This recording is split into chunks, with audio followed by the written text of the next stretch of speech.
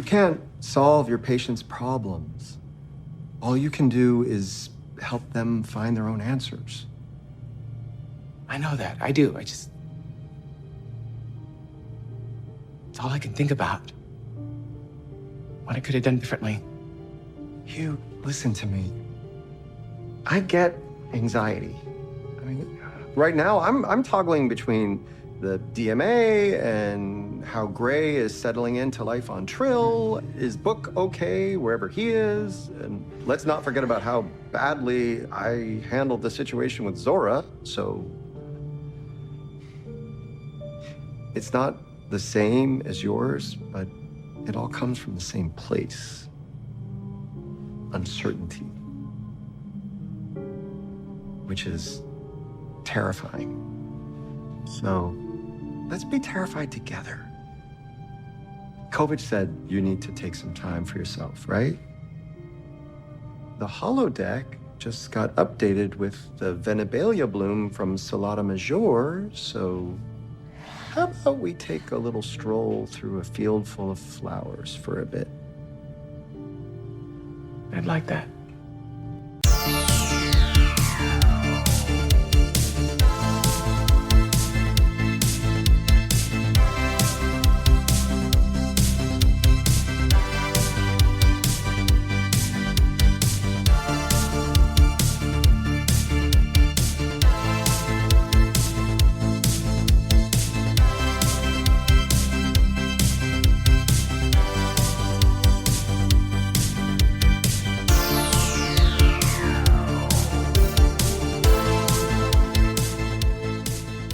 Welcome, everyone, to Deep Space Pride, a gay Star Trek podcast. I am one of your hosts, Johnson, and with me is my co-host, Mike. Mike, how are you today on this fine Sunday? I am good. It's been a nice, relaxing, lazy-ish Sunday, so yes. Have you been outside? I have a dog. Of course I've been outside. Oh, okay. Sorry. God, and Dennis is working, so I've definitely been outside, yes. But it wasn't horrible out. You know, it's right around 32 degrees, so there's been some snow. No, it's not terrible. It's not terrible. It's not cold, really. It's a warm 32. It's cold, but it's not terrible, no. Yeah. Well, tomorrow's going to be cold. Like low is it? I have not looked ahead. Low of 18. Low of 18. Actually, that's a lie. I have looked ahead, and I note that on Friday, this coming Friday, it will be 60 degrees. Oh, wow. I won't be here, but that's really nice. That's awesome. You won't be here. Dennis won't be here. I'm actually considering, Dennis and I talked a little bit last night, and I'm actually considering putting Hamish in the kennel Friday night so that I can pack and just have a good night's sleep before I get up and go to the airport. Yeah, sure. Put him in the kennel on Thursday. Why not? No, Dennis will still be here. Although that's true, you know. But anyway. So yeah, I don't know. Oh, so I'm hoping to enjoy the 60-degree weather on Friday because I'm going to try to have all my work done so that I don't have to work on Friday. Awesome. Cool. Well, for those of you that may be wondering why we're recording on a Sunday, it is because Mike and I have some travel coming up. So I'll be going out to LA to see some friends this coming Wednesday and spending essentially a President's Day weekend in LA. And then Mike will also be flying out, but a little bit later. And I'm flying out on Saturday afternoon. Yeah. And you're going to New Orleans. I am. I'm going to NOLA with 15 kids as one of their 2 chaperones. My worst nightmare. I'm looking forward to it. I'm really excited about it. I am just stressed about staying COVID free between now and then. Right. So I'm sort of on a personal lockdown. I'm going to go get a test tomorrow. I'm going to see the other chaperone on Tuesday or Thursday morning or for lunch or whatever. We're going to meet, and she's got some things to give me for the trip. And the only other thing I'm going to do is go to the dentist on Wednesday, which I'm not that excited about, really. Oh, I love the dentist.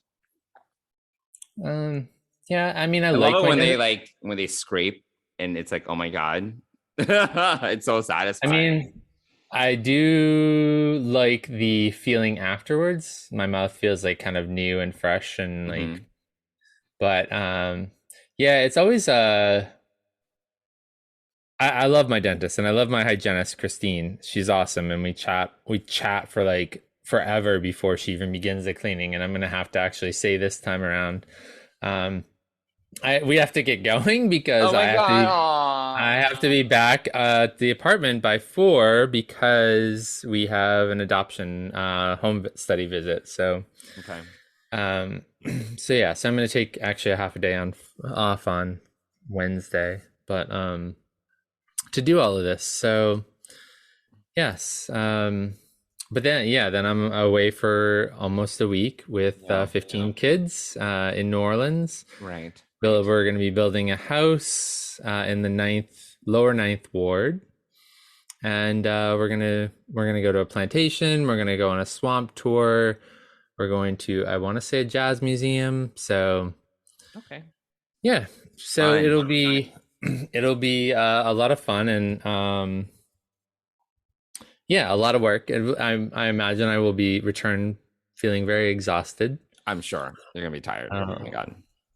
And then when I get back, I am going to plan a self-care getaway somewhere for a few days, and just yeah, that sounds great. That sounds fun. So what does this mean for our podcast? So we will be releasing this episode, but we will be taking a week off because of your travel schedule in particular. So yeah, we'll have 2 episodes of Discovery to catch up on in the next episode that we're going to be releasing. So it's going to be a lot of Discovery to discuss. So yeah. Yeah, I'm not even sure. Well, I guess, yeah, you'll be traveling, so you may not even see the Discovery episode before you get back. And yeah, we'll have to see. I might watch it. I'll be staying with a friend, so maybe, and they sleep much earlier than me, so I might just watch it just to. Oh, okay. But yeah, I might. Are you staying at Jeff's place? I'm staying with Mostly and Jeff, my friends Mostly and Jeff, for a couple of days, and then I'm gonna migrate to the Airbnb. So okay, that you're correct. Sharing with yes, with the boys, with Dennis and Tony. So correct. So yeah, so for those listeners that are going to be wondering where our next episode's gonna be released, it won't be. It'll be the week after.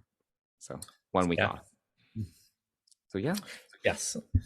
So cool. So why don't we talk about this week's Discovery episode? I think we can get right into it because it is Sunday. It's Super Bowl Sunday. Not that I think I particularly care, but I am going to a Super Bowl viewing party. So, well, look at you being very, very sporty. Very sporty. But yes, we can kind of keep this one a little bit as short and sweet as we can, given, we'll see how long we go on for, since we can talk about Discovery for hours on end. But this week, we'll be talking about episode 8 of season 4, All In. If you win this and you take that isolinium, every bridge you have ever built will be incinerated instantly. The bridge between us, will that be gone too? You leave me no choice. Starfleet will come after you with everything they've got. I'll be one of the tools they use.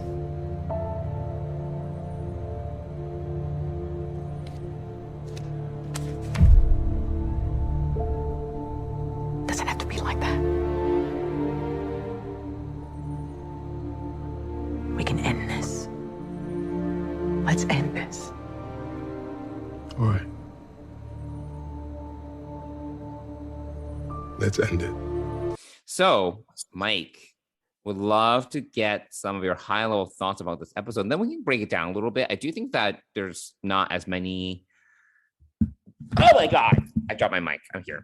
I don't think there's many. As I was saying, per my thought, I don't think there were as many like B, C, D plots. There is a little bit of that, but I think for the most part, we really stuck with one major story through line, which was Michael and Owo going after Book for the most part, and Tarka. So there were some things around that, but for the most part, I would say 90% of the episode was about that. So, I think that, but we can still kind of break down some of the other kind of threads that we saw going on. But Mike, would love to hear your thoughts about this episode and what you took away from it. Yeah, first of all, it's great to have Discovery back and to get back into the story. Adult Star Trek, as you were saying. Right. Yeah, it was a nice to be back in some adult Star Trek. Sure. Not that I didn't love Prodigy, which I did. Like TV-14 Star Trek. Yeah, exactly. So it was great to be back with Discovery. I really enjoyed the drama of this episode, and between what Michael and Book are saying. What's wrong with you today? What's going on? Sorry, I'm like suddenly I've got all this mucus. Well, look at who's having an allergy attack today, potentially. Right, yeah. Or it's COVID. So. Or it's COVID. I hope not. Oh gosh. So I'm really enjoying the drama. The plot is moving forward. We see the stakes are actually really high. Is the plot moving forward? I mean, absolutely. Absolutely. So, I mean, obviously we were left at nothing has progressed. Like they're still. That's not true. That is not true. You're forgetting. Book and Tarka are still on the way to create the weapon. Now they have the thing that they need to create the weapon. That's like it. And now they know where they are. How much narrative has actually progressed? Michael did nothing to convince Book otherwise. They basically are at the same place as they were before, even more so. Like narratively, I don't think they really progressed much at all. I think it was like a side mission. Actually, I disagree completely, because this was so there's that piece of it that you're thinking about, but there's also this star charts that she's getting from Mazzano. Side mission. They were always going to try to make first contact with Species Sensi. Sure, but now they have so much more information about what they're going into. So there's this big black space at the end of the episode. You get to see where they're going and what they're facing, and also you learn that the DMA is actually a dredge for boronite, which is a huge energy producer. So you learn that. So you basically, actually, I disagree with you. I do agree that we learn a little bit more about Species Sensi, which I can appreciate, but I actually think there's not much narrative momentum. I think we just got a little bit more about this, great unknown, but I don't think it hasn't pushed the story forward that much. Oh, I disagree, but yes, as we've both said, no, I think we've gotten a lot of great information, and we've had a great story here between.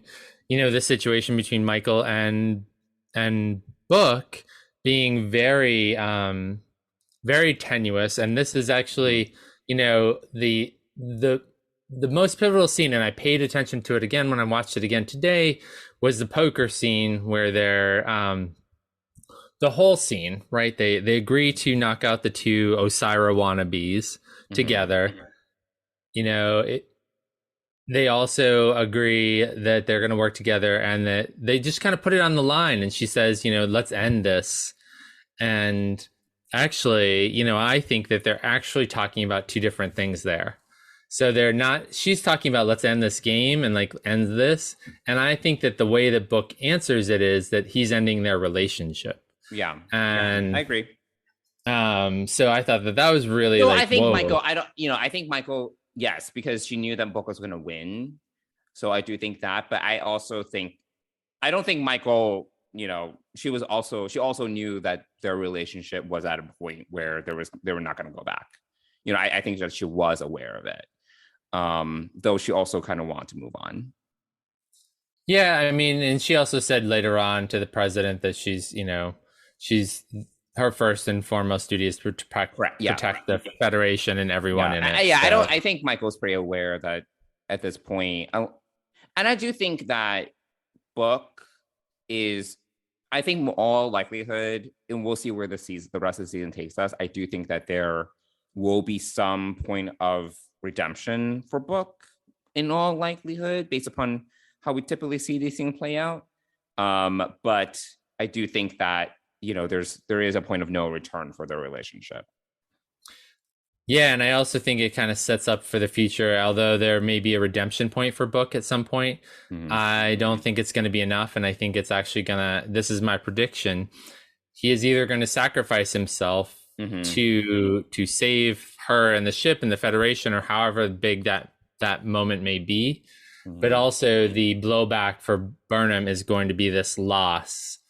You know, this Kobayashi Maru reality syndrome, you know, the reality of the actual Kobayashi Maru, which Kirk faces in Star Trek II, The Wrath of Khan, you know, which Dal faced, although all that was a holographic place, but he did take the lessons from it. But he was kind of, you know, that last time Dal almost won the Kobayashi Maru, and he actually lost his crew at the last second and was shocked by that. And so I think that's what we're coming up to with Burnham, is this huge loss. And I think that we're not gonna, you know, I originally predicted that we might lose some bridge crew or someone like that we sort of don't know, but I think that the real impact is going to be she's going to lose Book for good. I mean, that Book is going to die, and then I think we're going to go into the next season thinking that she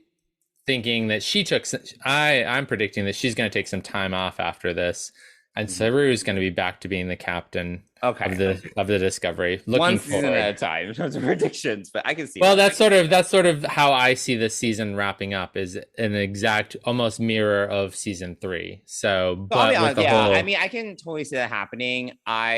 Yes, I agree that the whole season has been been setting up some sort of emotional comeuppance for Michael. You know, like it's getting to a point where, and you know, even from the very first episode and the conversation between her and President Rillak, like it really has been like, now that she's captain and she has a lot more responsibility, she is like more following orders now. I feel like she's like much more, she's trying to be more mature in her role.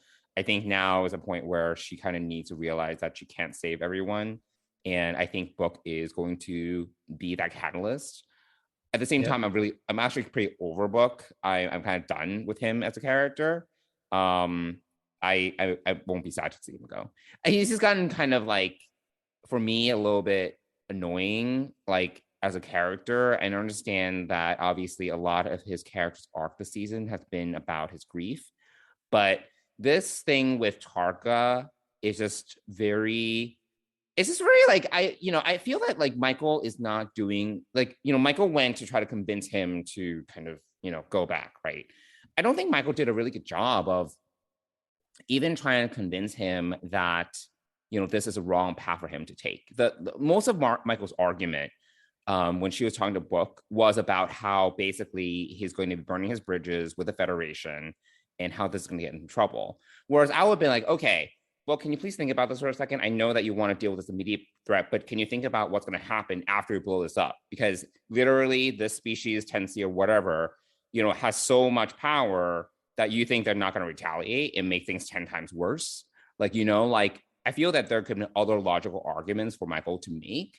That would have been the first ones. What do you think is going to happen right after? You think they're not going to do anything? They're going to come back to us like it's going to be even worse. So let's think about this logically. Let's try to make first contact with them. Let's have this weapon. Why not? Just in case. Why not like work in parallel paths, right? This is me as a project manager, like, you know, project manager Cap that have at work. It's like, all right, let's do both. Let's try to contact them and let's build this weapon. We have this weapon as a backup. If first contact goes wrong, and they're not even willing to talk to us, we have this as a solution. You know, why does it need to be one or the other? I don't even understand why it needs to be one or the other. I actually think it's very myopic, and I feel they're just doing this for the drama versus like, hey, Tarka, this is actually not a bad idea. You know, it's awesome. Obviously, it's dangerous, but let's take high risks. But let's try talking to them first. No, I think that would be actually very reasonable. but no, we need the drama.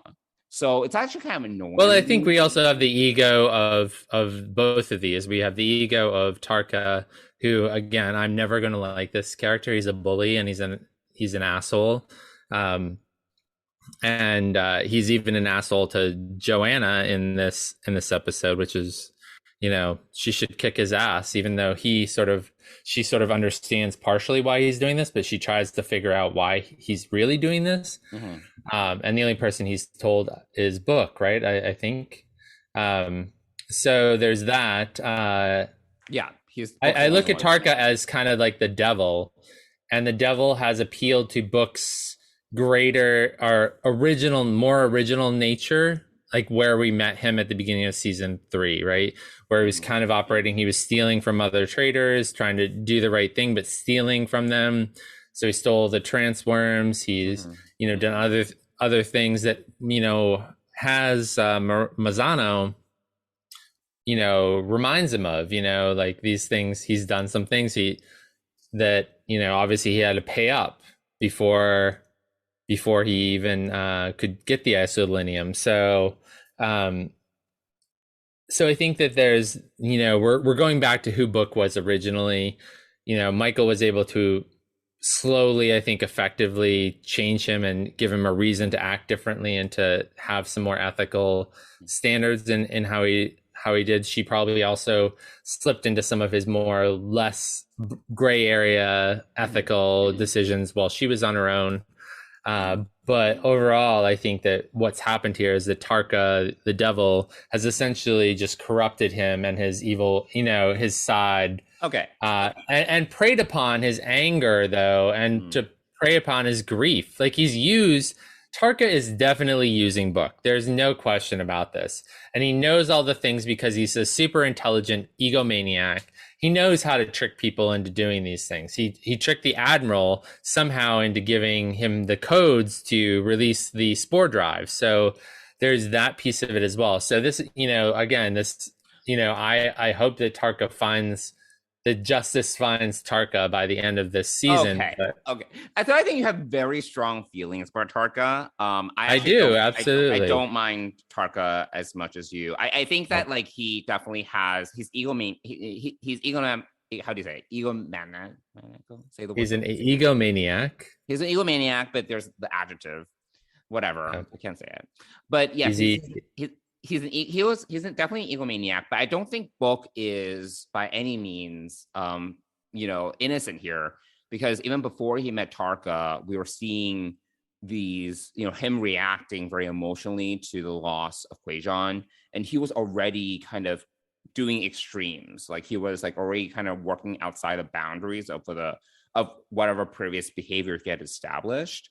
So, I think Tarka is definitely a catalyst, but I would not say Tarka is by any means the devil. It just so happens that Tarka and Book's their priorities are now aligned, and I think Book actually is totally cool with like going along with Tarka's plan, because it allows him to achieve his goals, which is to prevent another tragedy like Kwejian. So I actually don't think Tarka is, pushing Book to such an extreme, because we've already gotten seeds of Book's behavior changing since episode 1. So I would disagree with you. My main argument, though, is that I don't think either the Federation president or Michael are really doing a good job of trying to convince Book to go on a different path, Book or Tarka to go on a different path, or really trying to, they basically just shut them down. Versus like, I really think that there's a way for us to all work together. You work on this plan, I work on this plan, and let's do this, let's have this as a backup, in case all else fails. It is very extreme, but we realize that it may be necessary. Like I could have been in that room and actually, argued that. And that is a very simple argument that we're not getting, because we need this drama between Michael and Book, ultimately leading to potentially the death of Book. I just think there are at least I love how much we disagree about Discovery versus something like Prodigy, where we love everything and are always on the same page, because I just see these logic faults that won't make any sense and just makes me so mad, because I'm just I don't get it. Michael was there to try to change Book's mind, but she does a terrible job of trying to change Book's mind.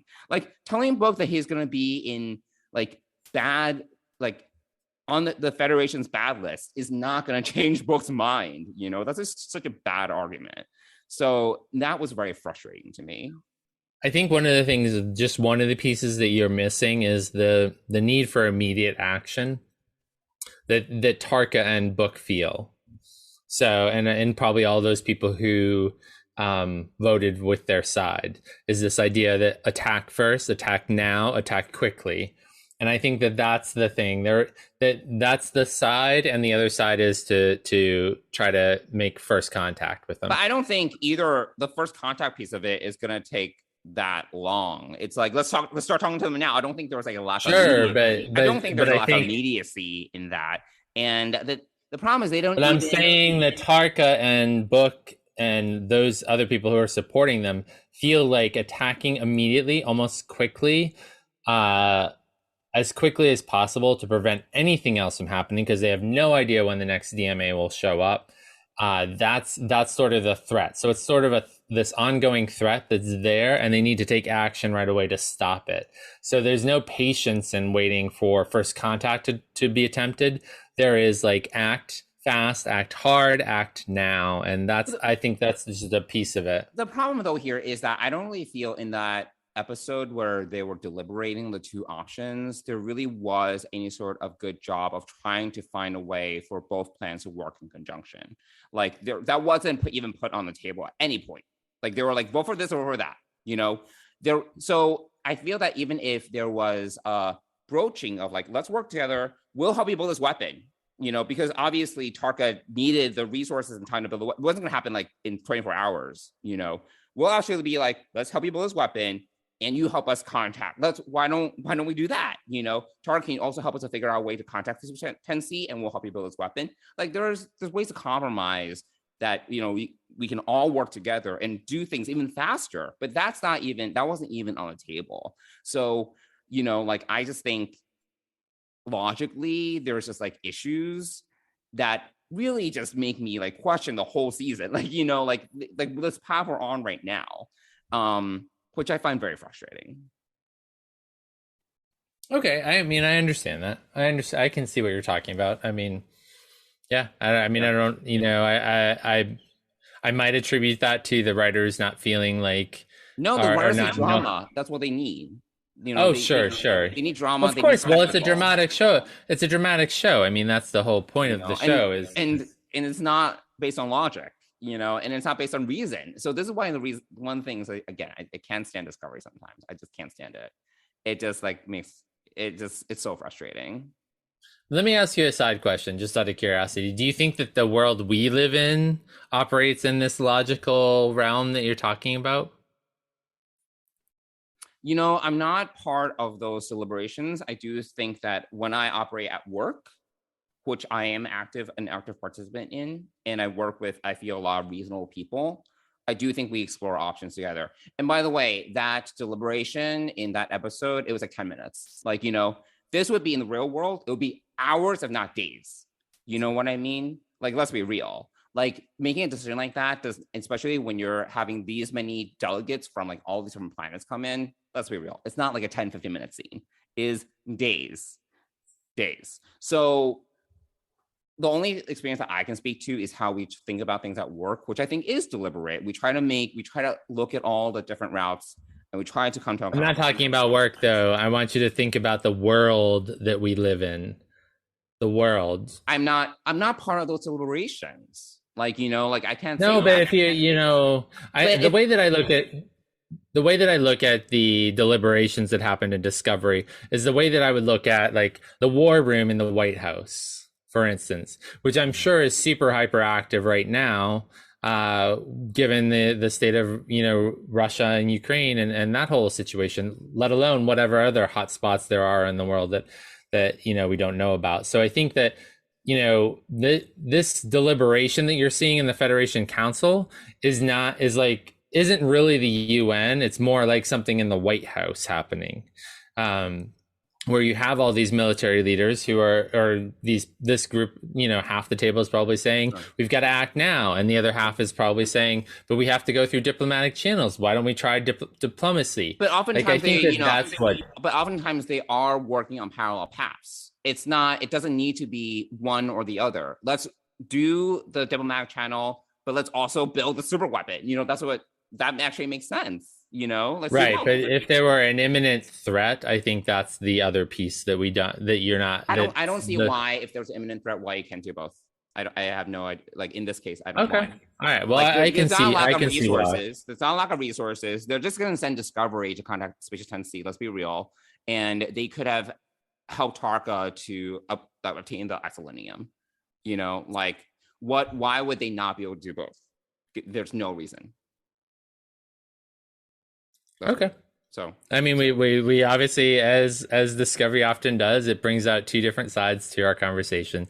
It's just that you're not offering me anything that writers have offered me on screen that wouldn't be like a reason why we can't do both. No, but you're not looking outside of your box and thinking how the world actually works either. So I mean, I can't tell you everything because I don't work in the White House, but I can imagine how things go. We see how they deliberate on screen, and we understand the circumstances that they're operating within, don't we? Like I'd where, in Discovery or in the real White House and trying to compare things to the White House, but here we know the resources they have at hand, we know the options they have on hand, we know the personnel that are in play. So given all those things, but you're forgetting about the immediate threat. That would be like saying that there's going to be a bomb in Times Square, that could happen at any moment. And what are we going to do? Like, is something, are we going to take action on it or not? Are we going to try to find the group neither one of those routes lack immediacy? That's what I'm saying. That's not true. So, but in Discovery, there is the DMA has just shown up in random places at random times. So I'm saying, look, Tarka, let's build your weapon and let's contact Species 10C in the next 2 days. If I was there, I'd be like, all right. They didn't have that information. They literally didn't have that information until right now. Right, so which is probably 2 days after. It's been days and days since. All right, let's move on. Let's move on. I mean, you're okay. Well, I think that you expect everything to operate logically, and I don't think that the world doesn't operate that way, and neither does Discovery. I think it's bad writing. Okay, I don't think this was actually written by Sean Cochran, who's written a number of episodes, all of which I think have been fairly good. I think it's like the decisions made in a writer's room about these big choices. It's not like one specific writer. It's like let's build up the drama. Let's have people make poor decisions, and let's then, because of that, things blow up because we need the spectacle. People are always going to make poor decisions. It's not whether it's fictional or not. Everyone makes poor decisions. You think that there's bad writing? Of course there's bad writing. I don't think that this episode had any bad writing at all. No, actually. The bad writing in terms of the overall decisions being made. It's not just any one scene. It's even that episode I was talking about, the last one where they were deliberating the options before them. Why could no one even broach the idea of let's work on parallel paths and do both? Why not? If I could have suggested that right there, that wasn't even deliberated as an option. Okay. And then, be okay, that's not going to work. At least give me that, that's not going to work because why? It wasn't even suggested. And I think at least in some sort of deliberation setting, someone could have suggested, why don't we do both? Why don't we build a weapon? You need 2 days to build a weapon, so let's get you what you need. In the meantime, let's give ourselves 2 days to try to contact Species 10C. I could have suggested that. And then what? And then let's talk to them, and if we can't get what if we didn't get first contact? And how long are you going to give first contact to happen in order to let's build a timeline. This is how things work. Even in a war room, let's build a timeline. Let's work backwards from when we want to set this deadline to be. Like, if we can't get anywhere species 10C, then let's destroy a DMA. That's when you have control of all of the pieces that you can create a timeline and a deadline. You're talking about something that you don't have control over, which is the DMA showing up, which has randomly shown up over time. The weapon built. It's not like he had it. Like he couldn't. Yeah, but throughout all these episodes, he said it will take me 1 day to build this weapon, and then they can set it off. So literally, we're talking about 24 hours and 15 minutes. Then let's make that timeline. You know what I mean? That's not a time. Then let's give ourselves how much time to figure out like where species 10C is, and Discovery literally can jump anywhere in the universe instantaneously.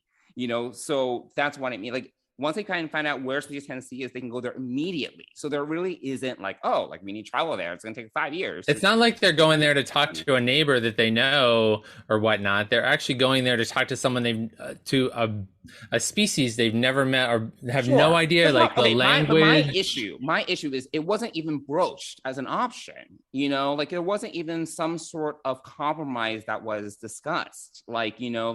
It was just like either it's this plan or this plan. That is it. Okay. All right. Well, I think we should move on because you're going in circles now as well.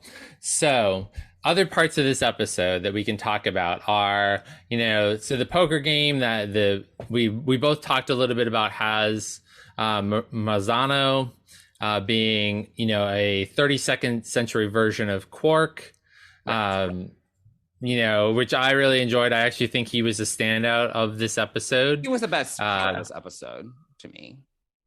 So there's that. I do hope that we get to see him again, whether it's in this or some other show that's, Starfleet Academy or whatever it may be in the future. But I do hope that we get to see him again because that was a great addition to the Star Trek universe, I felt like. So yeah, kudos I think that, and you and I were chatting over Slack about this. I think that it's that quality where he is obviously motivated by greed, but at the same time, you can tell there's some sort of, he cares about our characters or he has a certain kind of moral compass, very similar to Quark.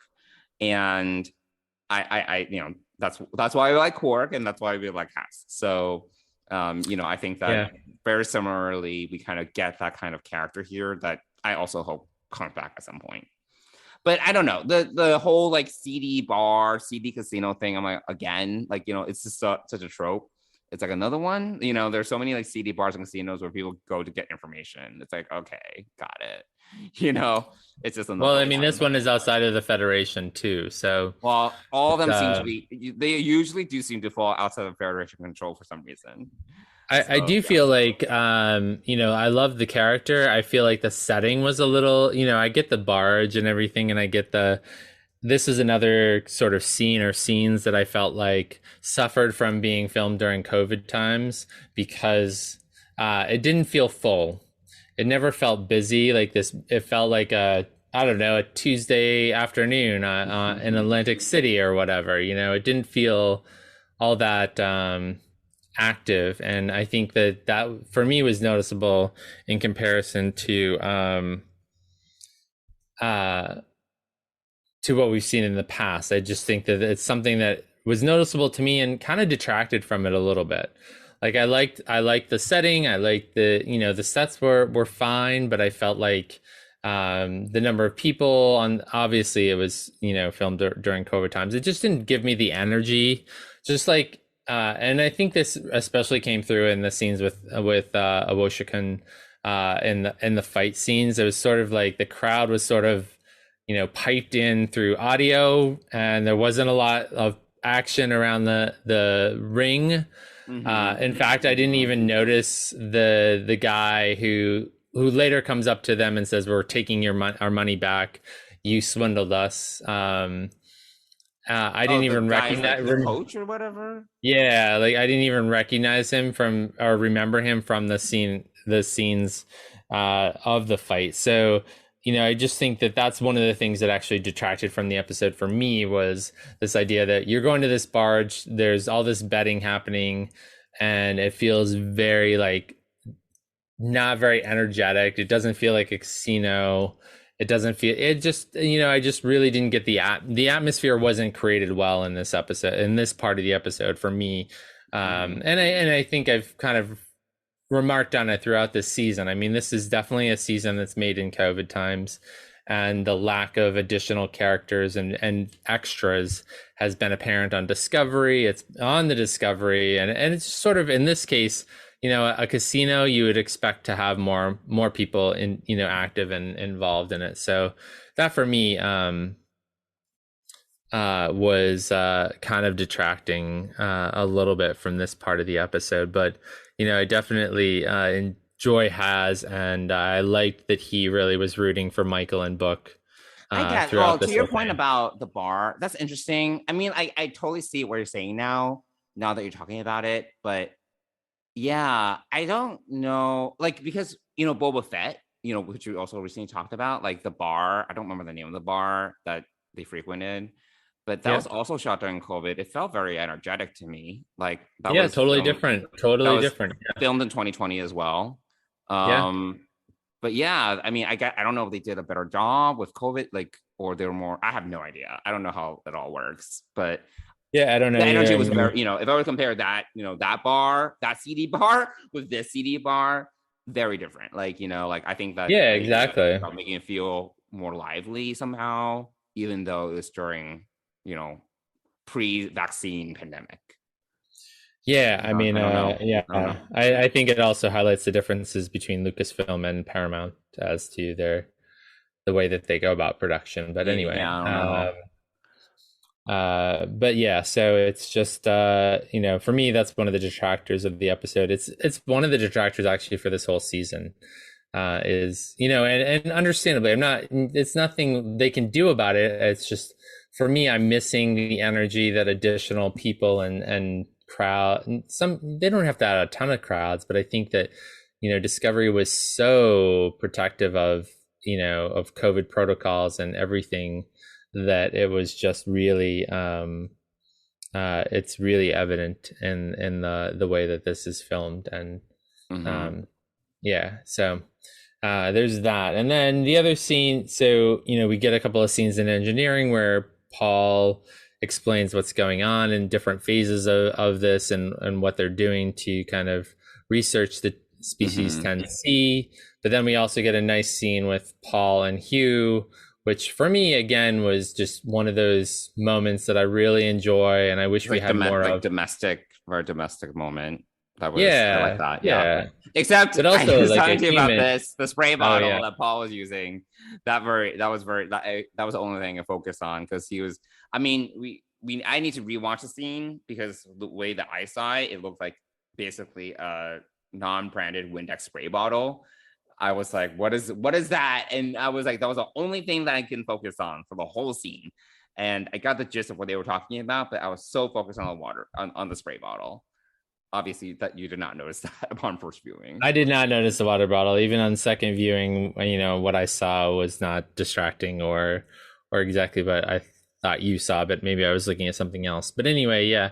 No, I thought that it's nice to have these scenes, these real life in the sense of Discovery's crew moments where, we go back to the main characters checking in on their personal life. And even at the beginning of one of the briefings, I thought this was really good, and also kind of connecting as well, is that Paul and Saru, I think those are the only two in this scene, but both of them checked in with Michael and said, how are you doing? Essentially, we're with you. We're sorry that this is happening with Book, and there was that appreciation. So I thought that was really some nice touches. Those are the things that I really love about Discovery, is when they do these nice little scenes and these nice little touches. That's one thing we can agree on. It's like these more like intimate scenes that actually, that bring out character development and bring the characters closer together. I do enjoy quite a bit. And I think in this case, the spray bottle was distracting. Sure.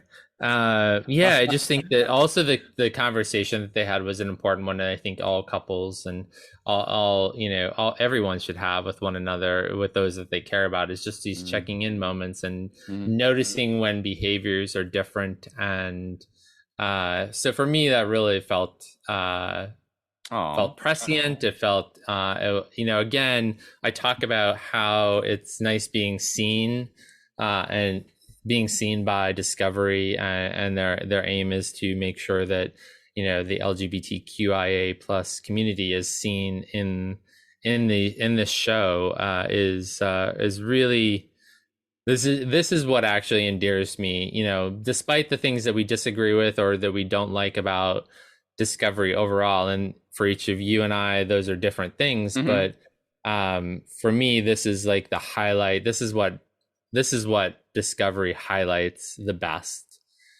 are these intimate moments, these seemingly normal moments of everyday life and connection between people who care about one another, who are in a relationship with one another, like worrying about my mind is blanking on Ian Alexander's character right now, but Paul mentions like how he's got a lot going on at work as well with figuring out the DMA and species 10C, and he's also thinking about I want to say Dow, but that's not right. Wait, Ian Alexander Gray? Yeah, Gray. Thank you, Gray. I could not put Gray. He's worrying about. Who's not Gray. even on the show anymore. He's like off on Trill. Yeah, no, but Adira is there potentially still with Gray, helping them settle in to Trill, so that they left at the end of the mid-season finale, and to do that. So it was just nice to bring that back around and mention that, like, I've got a lot going on at work, and I'm also worried about Gray and Adira on Trill, and are they settling in okay? And then also, I'm worried about you because clearly there's something wrong going on with you, Hugh. And, let's talk about what's going on with you. So, but also some shared talk about anxiety and how people deal with it and about taking care of them. Hugh's character is a great example of how those people who are caregivers in this world are really, putting a lot on themselves, and how even more intensely that has been happening during COVID times. So, for everyone, but caregivers especially. So, again, these scenes really mean a lot to me as a fan and as a gay man. These scenes really hit home for me, and so these are the things that I really love about Discovery. So sure. So there's that, and then I think the episode sort of wraps up with. So can you talk about the poker scene a little bit? Oh, sure. Which I thought was interesting. So, yeah, I don't know, and I would like to know like what you thought about this whole scene. I don't find these kind of scenes particularly riveting, and it also bothers me when we're on basically the edge of the galaxy and they're playing like some version of Texas Hold'em. Like, I'm just like, what? Like, why can't it just be? Why does it need to be like poker? And it's like I think it's a slight variation of Texas Hold'em, but I was like, well, these look like suits. And they have like, very, very regular like hands, like straight, flush. I'm like, oh my God. Like, can we not get more original? Like things like that really bug me sometimes about Star Trek, where it's like, yeah, it's like we're like 10,000 light years or something from where we were before. And they have poker. It's like, all right, whatever. But then like the Michael, and I know you touched on it earlier, like Michael and Book kind of working together in that scene. I was just like, all right, like, can no one kind of maybe tell that they're like cheating? Like, it was just like, to me, it was just like overly obvious. They were like, tapping the table. They were like tapping their faces. I was like, okay, is no one going to call on anything here? Like, it was just kind of like not very subtle to me. I don't know. It was just like, it was like fine. I mean, like, I don't usually find these like, these kind of like, let's bet it all, like kind of scenes very riveting, but I don't know what you thought about it. It was fine. Yeah, I think just the setup was that they're both vying for the isolinium, right? So that they wouldn't be working together was probably the general feeling at the table. They're both literally playing against each other, because they both want to win the isolinium. So I think that's sort of the trope that you have to, or the part that you have to sort of buy into. I don't mind the poker piece of it. I think it just, it's easier to understand who wins and why when you do something that's recognizable to the audience versus creating something new and right. And Yeah, sure. I get it. It's just like sometimes Yeah. it takes me out of it because I'm like, all right, like it's just like it's poker. No, I was more paying attention to their signals to one another, which was interesting. Yeah, I mean, how could you miss that? But again, if you think that one, you're outside of Federation territory, so the Starfleet captain is not going to be getting any, working with anybody. No one's going to be seen working with her, and so it's sort of that sort of perspective. I think no one's going to help her out because she's Starfleet, and this isn't the Federation area, so we're I think that there's that piece of it. So, but yeah, it was, yeah, it's just like, when I don't know if you ever played like Texas Hold'em or poker. Yeah, like, sure. Yeah. It's just like you don't, there's not that much when you're kind of focusing on your hand, you're kind of just thinking, you don't like, do all these like grandiose gestures and talking. Yeah, of course. It's just like very like, I would be like, sure, shut up and just play your hand, like even stuff like that. It was just like a little bit like, it just wasn't subtle. It was very suspect. It was dramatizing like the World Poker Championship things, which all you're doing is watching people sit there and think about their bets. Yeah, they don't talk. Just like, they don't talk. Yeah, I mean, this is yeah, and also you get to see what everybody has, so you sort of get to see like who's bluffing and who's winning, or who could potentially win, and how that all plays out. So it's a much quieter presentation, in that sense. So you sort of have to dramatize it in order for it to be able to be seen on TV. One other thing that I was distracted by, both about the bar and also the poker scene, I don't know if this registered with you at all, is how many just humans there were. Like even like the two like Emerald Chain leader wannabes were, I mean, they were, unless I missed something, they just looked human versus like looking like they're Orions or Andorians or whatever. I was just like, why are there so many humans like, at this like frontier, like casino, it was like very odd. That was a little bit odd to me.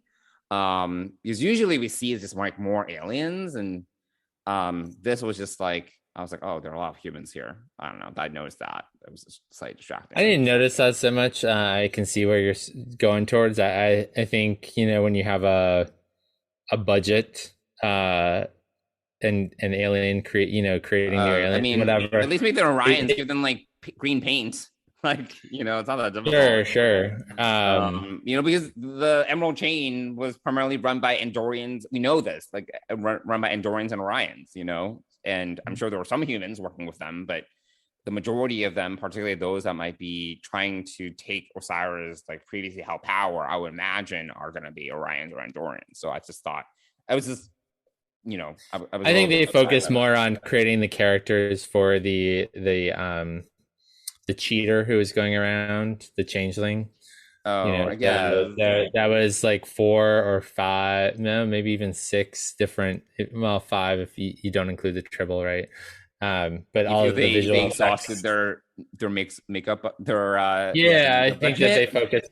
I think they focused on making that seem real, and again, I think that's where, for me, it detracted. Wasn't because there were so many humans there. I actually didn't really pay attention to the other characters too much, or that, because it was slightly unnoticeable, right? Because there were so few people in these scenes. So, it was like the two humans at the bar, the alien that the other fighter that Owo fought, the fighters coach or whatever friend, like they're all just human. I was like that's interesting. Well, they're humanoid. I mean, I guess we don't they just really look get human. into They didn't even have like, like anything that was telltale. Like at least give them like weird ears or something. I don't know, whatever. But yeah, I did notice that too. And sorry, I think you were about to talk about, we're going to talk about like the final scene where they where we kind of see what the space is that they're going into and how there's going to be in this void, in this bubble, almost like the bubble that protected the Federation and Starfleet. Yes, that was. Now we have this extra galactic bubble that actually holds a sun and up to 2 to 3 planets. Potentially 2 suns, I think it was mentioned. It's like that big. But there are at least 2 to 3 planets in there as well. So theoretically, I mean, they have no idea what's in it. That's the thing. They can't see inside. And they're just by the size, I guess the Admiral said this, which he was hypothesizing that it was enough, I think, to hold like 2 suns and a few planets or whatever. I don't quite remember. So I thought that was interesting. And then I didn't register the whole boronate thing until I was reading up on it. And apparently it is what the Borg in that Omega molecule episode used to create like the Omega molecule. It's like a precursor. Okay. It's like the raw materials for the boronate is the raw materials for making Omega. Okay. I was like, oh, that is interesting. And I wonder if that is if the Omega molecule is going to make an appearance here as maybe energy source. Actually, hey, like that could be like one of the energy sources for the DMA, because it's supposed to be like one of the most powerful sources of energy in the universe. So hey, maybe that's something. Yeah, I guess we'll have to wait and see. And you bring up the Borg, interestingly enough. I mean, we're in a timeline where there isn't. We have no idea what's going on. You have no idea what's going on with the Borg. Yeah, so I wonder if we're going to see a new version of the Borg in this extragalactic space, or whether this is going to be a brand new species of some sort. So. Yeah, we'll see. But I thought that was interesting. I didn't. As I said before, I don't think it necessarily pushed the plot forward. It just added more mystery to who species 10C is, which, I'm like, ooh, like little like Easter eggs and hints. I like that shit. So we'll have to see where they go with that. But yeah. That's it. We did talk. It has almost been an hour. Somehow we did have a lot to talk about, even though we're just concentrating on one episode of Discovery. Is there anything else that we didn't touch on? I'm trying to think. Not that I can think of. No, I mean, we didn't talk a whole lot about Owosikan, Joanna, but she did phenomenal. I'm glad she had something to do, and I'm also glad that they went back to that scene in that reference, that void episode where she wanted to do something. I don't remember the name of the episode, but where Michael acknowledged that she wanted to contribute more. I actually did like that. That they didn't forget about that one short scene with Oo and Saru. Yeah, no, that was a nice callback, and I thought that her and Michael had a nice conversation in this shuttle. So that was really cool. So yeah, I'm glad that we get to know a little bit more about her. She had a scene with Tarka. She had this amazing fight scenes. So kudos to her for doing all that. And she's in top shape for that as well. I mean, so that's pretty awesome. So yeah. Nice to see that. And we'll see if we get any more of Oo, but maybe she's done for the season. Maybe she's like, okay, had my moment, and the rest of the season she's gonna just be at the con. Maybe. But it was nice to see her. So yeah, and see her get more screen time and more interaction and more development. So yeah, there we go. Yeah, that's the only other thing that I can think of about this episode. And we have no previews yet for next week's episode. We don't even have a title for next week's episode yet. So really? It's not announced yet. So So we'll wait to see. And I did hear from some other sources. I have not watched the Ready Room yet, so I hear that there's some good talk on the Ready Room. So I need to go check that out. So yeah, Cool. But I think that sums up All In, right? That's the name of this episode, All In. Correct. All In. All right. Awesome. So Mike, do you want to talk a little bit about our sponsor? Absolutely. So Fansets is the exclusive sponsor of the Trek Geeks Podcast Network, or the presenting sponsor, I should say, of the Trek Geeks Podcast Network, and also Deep Space Pride. And what's really exciting is over the last 24 hours or so, and again, we're recording over the weekend, so which is a little different than what we normally do, but they just previewed their 3 Mission Chicago pins, which look amazing. And so you get a really basic Star Trek Mission Chicago pin. You've got one a little bit bigger with the skyline of Chicago. And you've got a third one that's essentially the Enterprise, the outline of the Enterprise D, it looks like, with the logo of Chicago Mission, Star Trek Mission Chicago, and the skyline all in one pin. So really cool. You can head over to Fansets Instagram to see those pins. Those are going to be available at Mission Chicago, and then any pins left over will be available on their website after that date. So that's really exciting. But Fansets has a ton of other pins on their website. I don't have the February 15th releases in front of me, but you can head on over there. By the time this airs, by this time this is out there, you can go and check out the new releases at fansets.com. Put a bunch of pins in your cart. They have accessories and gift cards as well. Put more than $30 in your cart, and you're going to get free shipping in the US. And if you use the code DSPRIDE, all one word, you will get 10% off your order. And we want to thank Fansets for being great people and our sponsor for the Trek Geeks Podcast Network and Deep Space Pride. Thanks, Fansets. Speaking of Chicago, are we going? Yeah. We haven't talked about it. We haven't talked about it. We haven't planned. We have not planned anything. So well, we have a trip coming up in front of us that has been more of the focus. So True. I think once we get back from those trips and I get some self-care time, or probably before that, but we'll make plans for that. So, but that's coming right up. That's only it's not that far away at all. It's not like 2 months. It's about 6 weeks away, actually.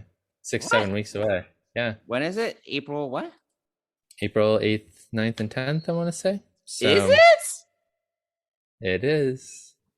Oh dear. Yes. So yes, we need to go and make plans for that, and we will do that. But in the meantime, if you have thoughts, goodness, yes, that is exactly what I just said. Okay. All right. So Johnson, why don't you tell our listeners how they can get in touch with us? Yeah, so we would love to hear from you. We would love to hear your thoughts on our lively debates and everything else that we discussed today. And if you want to reach us, you can reach us on social, on Twitter and Instagram at Deep Space Pride. And you can also email us at deepspacepride@gmail.com. And we'll be sure to do our best to respond to you in a timely fashion. As long as we're not traveling or away. Correct. Cool. Great. All right. Well, thanks, Mike. Thanks, listeners. And yeah, that wraps up another episode of Deep Space Pride. We'll talk to you all soon. All right. Have a great week, everyone. Live long and prosper. Oh my God. Speaking's hard today. It is. All right. And there's a dog. Bye. All right. Bye.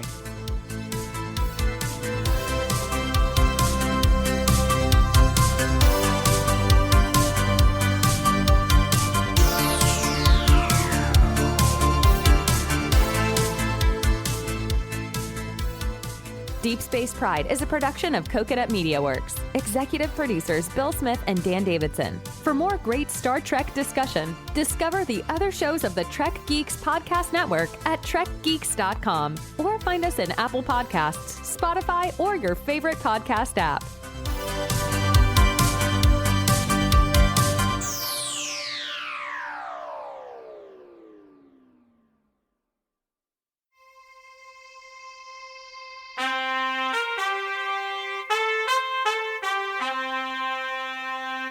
Coconut.